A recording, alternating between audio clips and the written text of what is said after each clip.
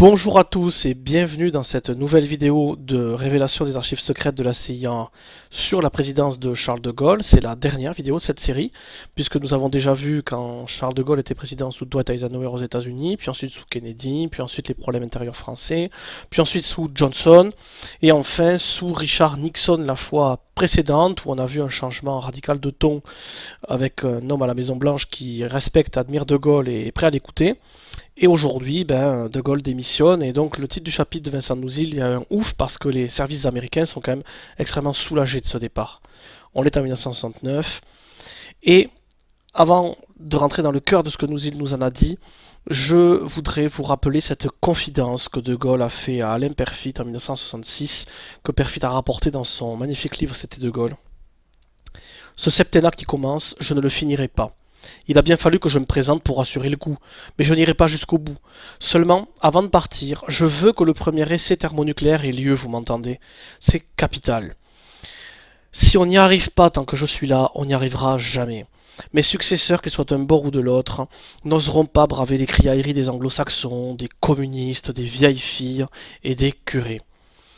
Et nous resterons devant la porte. Mais si une première explosion a lieu, mes successeurs n'oseront plus arrêter la mise au point des armes. Avant la fin de 68, c'est le dernier délai. De Gaulle avoua à l'imperfide que sa mission prioritaire avant de partir est de donner à la France le dernier outil de son indépendance, qui est la possession de la totalité de l'arme atomique, c'est avec à deux étapes, la bombe A, la bombe H, et puis ensuite tout ce qui enveloppe cette bombe H, au niveau des lanceurs, au niveau de l'informatique, au niveau des sites de stockage, au niveau de l'infrastructure qui va avec. Donc c'était un peu son legs. Il ne pouvait pas faire autrement que laisser ça à la France, dans la mesure où toute la logique de son action a été de rendre à la France depuis toujours les moyens de son indépendance. Ça, c'est vraiment le dernier acte. Il se voit comme un devoir de le faire. Et donc, nous y voilà. Ça y est, c'est fait, ça. Et puis, début 69, donc, De Gaulle sait qu'il va partir. Ses relations avec Nixon marquent une victoire de ses positions internationales, je vous l'ai dit, et la possession de la bombe thermonucléaire pour la France est assurée. Un rapport de la CIA rédigé le 20 décembre 1968 fait un bilan du gaullisme. Au crédit du régime, des institutions politiques plus stables, incontestées, qui ont permis de traverser les crises, telles celle de mai, les étudiants qui défiaient l'autorité se concentraient sur le président lui-même, pas sur le système présidentiel de la Ve République.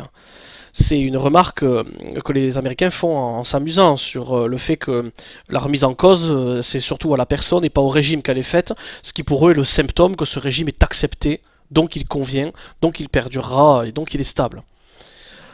Un système inflexible et peu à l'écoute des revendications de larges secteurs de la société, d'après les Américains, une politique étrangère peu accommodante avec les États-Unis et un peu trop avec l'URSS. Quant à la suite, tout successeur serait plus pragmatique, plus enclin à soutenir l'intégration européenne et surtout plus corseté par des considérations de politique intérieure. Je n'ai cessé de vous répéter durant cette série de vidéos que, à la révélation des archives, la construction européenne et la domestication, si j'ose dire, de la France par les États-Unis, et en tout cas leurs intérêts directs, sont complètement liés. On voit très bien que c'est eux qui poussent ça, c'est eux qui décident, à travers de nombreux rapports, on voit que c'est eux qui sont à la manœuvre. Et donc, ils sont évidemment dans l'idée que plus pragmatique, ça veut dire quoi? Plus enclin à les écouter, plus enclin dans les sens de leurs intérêts.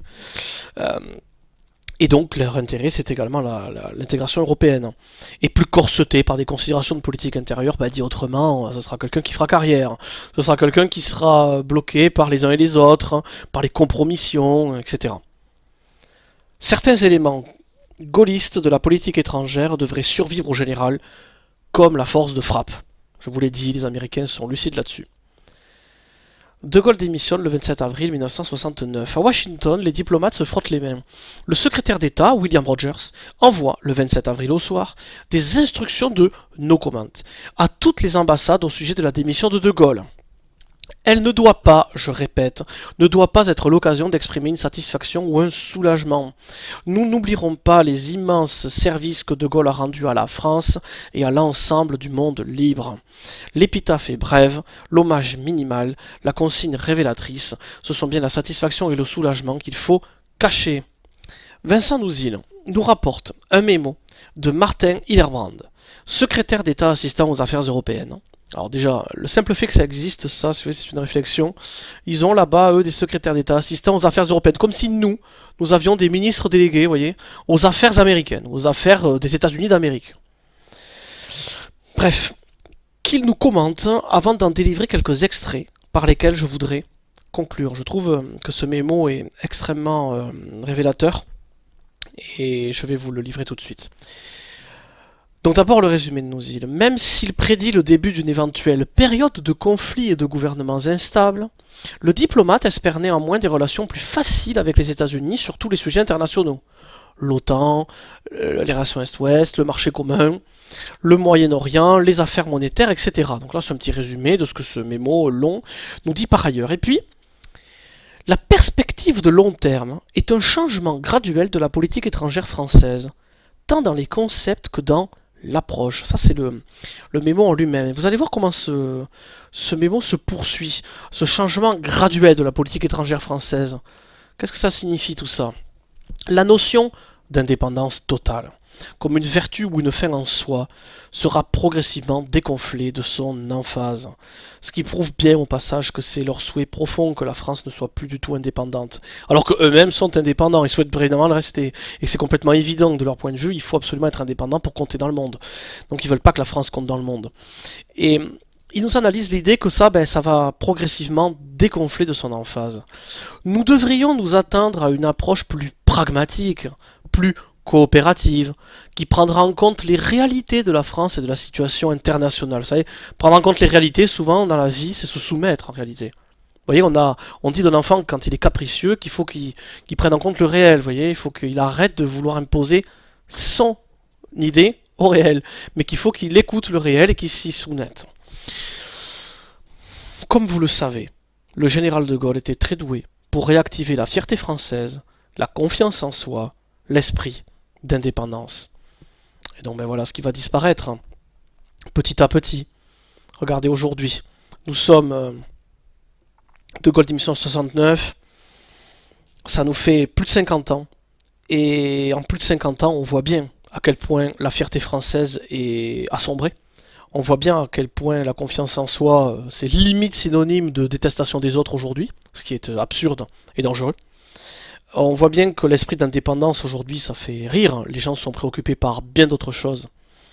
Et c'est malheureusement ce qui a été prédit avec justesse par ce Martin Hillerbrand. Et après De Gaulle, eh bien, les dirigeants qui se sont succédés n'ont bien évidemment jamais œuvré dans l'objectif de redorer la fierté française, l'esprit d'indépendance ou la confiance en soi. Merci à tous de m'avoir écouté. À bientôt.